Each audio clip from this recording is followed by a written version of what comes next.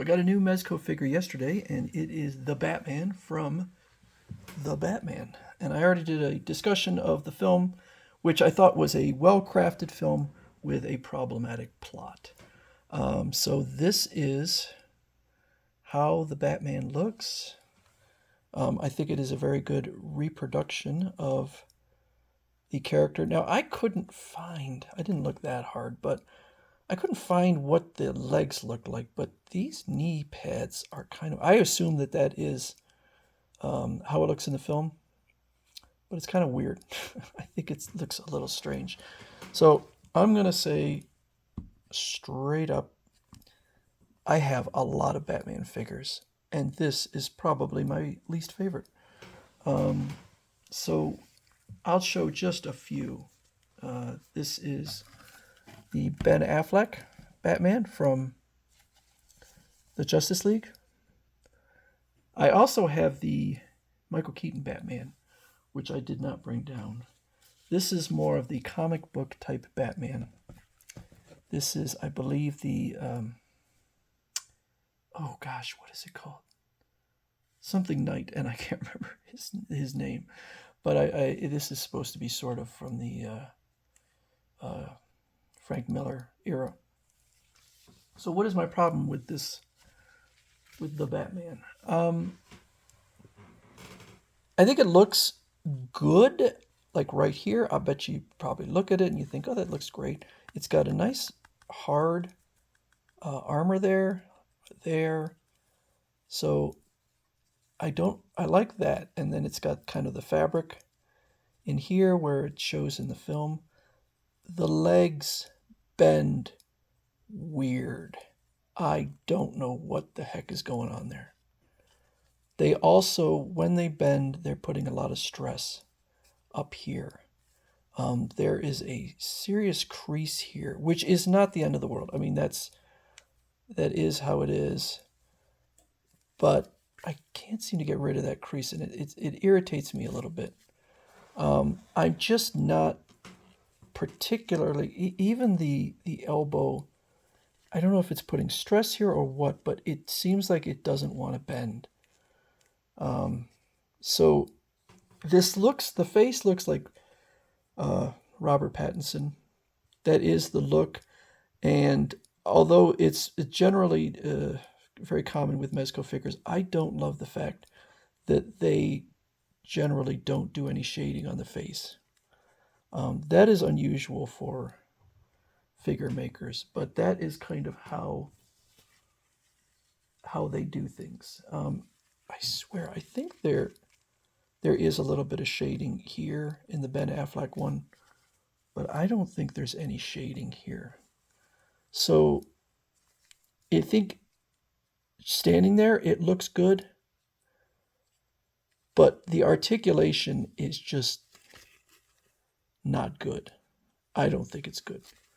And part of it is the fact that the costumes, sometimes the costumes don't have any kind of restriction, impediment, but in this one, it really feels like it is restricting I don't know what's going on with the legs. It is, I don't like it. The figure stands fairly well. I will put it on the stand. Okay, so we have a cowl. Let me put him off to the side. We have a cowl, which is, I like that. I don't really know what purpose it serves. A lot of times they've included cowls where it's like folded up, and I don't really know what the point is. This one at least is kind of out there. Now, here is the head of Robert Pattinson. And one thing I like about this film, if you look in the Tim Burton Batman films, when he takes off his mask, it's clear that he must have dark paint around his eyes when he's wearing his mask. But when he takes it off, there is none. So I like the fact that this film actually, and whether it's a response to the jokes about how his eyes would change, how Michael Keaton's eyes would change, but they clearly went all the way and said, okay, he must be wearing dark shadow around his eyes. So this would clearly not go over his head. So no, they are just separate pieces. We have some other heads with slightly different looks, a little bit different expression. Then we have all sorts of batarangs, and let's see, they have adrenaline pens and some smoke bombs and grappling hook. So some of these I'll show in just a bit will fit in his utility belt. And so anything that will fit in his utility belt, I probably will include when I display the figure. We have all of these things, including handcuffs, a flare, UV light. UV light was used when he was doing his detective work. We have the harpoon gun and some other guns. And I think that these can fit in his utility belt. And then, of course, we have all sorts of different hands, including ones for gimmicks. You know, here he's kind of, I guess, throwing a smoke bomb. Here he's holding batarangs. Okay. And then something that I will show, but I did not plan on actually using. I'm not even going to open it up, except maybe to take the silica out. So this is one of the parts of the film which I wasn't really a big fan of, where he's what is he on? He's atop of the Gotham City Police Department, which is a multi-story building, probably 20 stories up, and so he uses this in order to glide down. The reason I didn't like this part was because this movie is very realistic, and I like that. This part looked kind of stupid. I thought the CGI was not that great. I thought that the way he landed looked like he would have broken every bone in his body. So it is cloth. I assume it's, I don't know, Velcro or something, but it's, you can see it on here where it fits over his body. Okay. And I'm just not planning on showing that one off. But the instructions show this is, Mezco is not great for instructions. They are very limited. But it's showing the different things and how they can go in his utility belt and the grapple launchers, and then shows how to put the wingsuit on. Okay, so it does a open Velcro area at the bottom of the suit, unzip both zippers. Okay, so it uses zippers too. I'm very leery of using these tiny zippers because, boy, that is risky. Anything really tiny is risky. The box art, so let me try and, that's cool. I like that. And it's a pretty modest size box. It is only as big as it needs to be.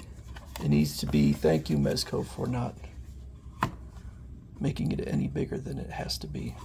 I'm the kind of person, I wouldn't care if Mezco included half or a third of the gimmicks that they do, since they all go in boxes unless they fit into like his utility belt or he can carry it on them. So he's going to have something go in there. He's got items that can go in there. You know, it's got a lot of detailing. There is a lot to like about it. But that articulation, and I'm usually not that concerned with articulation because I'm a shelf collector. But even his legs kind of stand in there, look a little bit wonky. So I think it's a fine figure. But again, Mezco has a very high standard. So when I see flaws like that, they really glare for me, because I do hold Mezco to a very high standard. So, you know, this could possibly be the nicest, probably the nicest 1/12 scale Batman from the Batman. But just that, I don't know what happened there. I don't know why it goes like that.